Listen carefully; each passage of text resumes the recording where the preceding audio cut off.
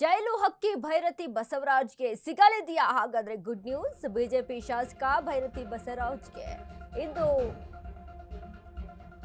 Big day. BJP ಶಾಸಕ ಭೈರತಿ ಬಸವರಾಜ್ಗೆ ಇವತ್ತು good news ಸಿಗುತ್ತಾ? ಮತ್ತೆ ಪರಪ್ಪನ ಅಗ್ರಹಾರ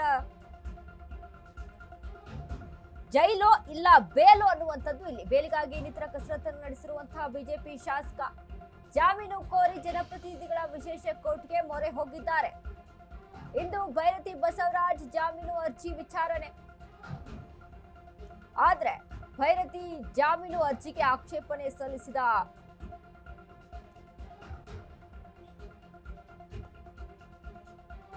ಸಿಐಡಿ ಇಂದು ಆರೋಪಿ ಭೈರತಿ ಬಸವರಾಜ್ ಪರ ವಕೀಲರು ವಾದವನ್ನ ಮಂಡಿಸುತ್ತಾರೆ. ಜಾಮೀನು ನಿರೀಕ್ಷಣೆಯಲ್ಲಿರುವಂತಹ ಕೆಆರ್ ಪುರಂ ಶಾಸಕ ಭೈರತಿ ಜೈಲು ಹಕ್ಕಿ ಭೈರತಿ ಬಸವರಾಜ್ಗೆ ಸಿಗಲಿದೆಯಾ? Good news. ಇವತ್ತು ಬಿಜೆಪಿ ಶಾಸಕ ಭೈರತಿ ಬಸವರಾಜ್ಗೆ ಇಂದು ಡಿ ಡೇ.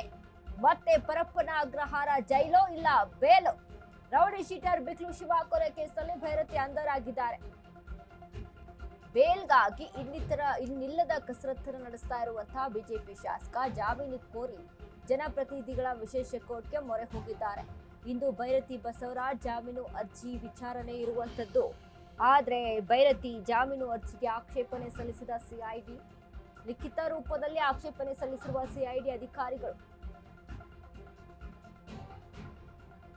ಭೈರತಿ ಬಸವರಾಜ್ ಪರ ವಕೀಲರು ಇವತ್ತು ವಾದ ಮಂಡನೆಯನ್ನ ಮಾಡ್ತಾರೆ.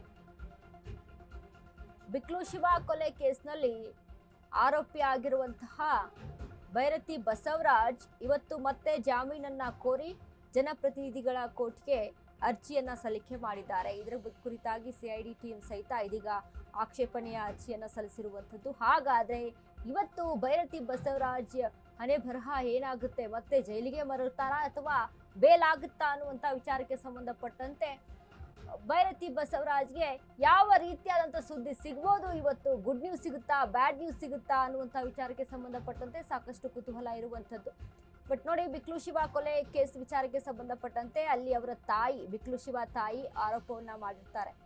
ಅಂದ್ರೆ ನನ್ನ ಮಗನನ್ನ ಒಂದು ಟೀಮ್ ಸಮೇತ ಬಂದು ಕೊಚ್ಚಿ ಹಾಕ್ತು, ಹೊಡೆದು ಹೋಯ್ತು, ಅದನ್ನ ನನ್ನ ಕಣ್ಣಾರೆ ನಾನು ನೋಡಿದೆ. ನಮ್ಮ ಮನೆಯಿಂದ ಸ್ವಲ್ಪ ದೂರದಲ್ಲೇ ಅಲ್ಲಿ ನನ್ನ ಮಗನನ್ನ ಈ ರೀತಿಯಾಗಿ ಕೊಲೆ ಮಾಡಿ ಹೋದ್ರು ಅನ್ನುವಂಥ ಆರೋಪವನ್ನ ಮಾಡಿ ಬಿಕ್ಲು ಶಿವ ತಾಯಿ ಅಲ್ಲಿ ಕೇಸನ್ನ ದಾಖಲಿಸುತ್ತಾರೆ. ಇದರಲ್ಲಿ ಭೈರತಿ ಬಸವರಾಜ್ ಸಹಿತ ಆರೋಪಿ ಅನ್ನುವಂಥ ಇನ್ಫಾರ್ಮೇಶನ್ ತಿಳಿದು ಬಂದ ಬಳಿಕ ಭೈರತಿ ಬಸವರಾಜ್ಗಾಗಿ ಹುಡುಕಾಟ ಶುರುವಾಗುತ್ತೆ.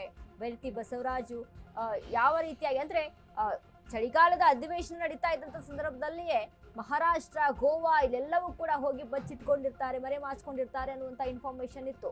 ಅದಾದ ಬಳಿಕ ಮತ್ತೆ ಪೊಲೀಸರು ಅಲ್ಲಿಂದಾನೇ ಒಂದು ರೀತಿಯಾಗಿ ಬೇಲ್ಗೆ ಅರ್ಜಿಯನ್ನು ಸಲ್ಲಿಸಿರ್ತಾರೆ. ಆದ್ರೆ ಆ ಅರ್ಜಿ ವಜಾ ಆಗಿರುತ್ತೆ.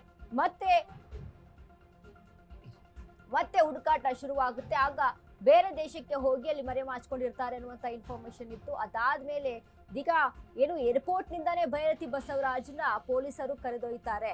ಯಾಕಂದ್ರೆ ಅಲ್ಲಿಂದಾನೇ ಅರೆಸ್ಟ್ ಮಾಡಿ ಕರೆದೊಯ್ಯುವಂತ ಪ್ರಸಂಗ ಎದುರಾಗುತ್ತೆ. ಯಾಕಂದ್ರೆ ಯಾವುದೇ ರೀತಿಯಾದಂತ ಆಪ್ಷನ್ ಇರೋದಿಲ್ಲ ಭೈರತಿ ಬಸವರಾಜ್ಗೆ. ಹೈಕೋರ್ಟ್ ನಲ್ಲಿ ಸಲ್ಲಿಸಿದ ಅರ್ಜಿ ಸಹಿತ ವಜಾ ಆಗುತ್ತೆ ಜಾಮೀನಿನ ವಿಚಾರಕ್ಕೆ ಕುರಿತಂತೆ.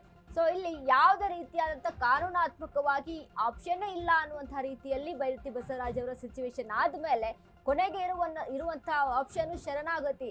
ಓನ್ಲಿ ಶರಣಾಗಬೇಕು ಪೊಲೀಸರಿಗೆ ಅನ್ನುವಂಥದ್ದು ಬಿಟ್ರೆ ಮತ್ತೇನು ಆಪ್ಷನ್ನೇ ಇರುವುದಿಲ್ಲ. ಸೊ ಹಾಗಾಗಿ ಏರ್ಪೋರ್ಟ್ ನಿಂದಾನೆ, ಕೆಂಪೇಗೌಡ ಏರ್ಪೋರ್ಟ್ ನಿಂದಾನೆ ಅರೆಸ್ಟ್ ಮಾಡ್ಕೊಂಡು ಕರೆದುಕೊಂಡು ಹೋಗ್ತಾರೆ ಭೈರತಿ ಬಸವರಾಜ್ನ.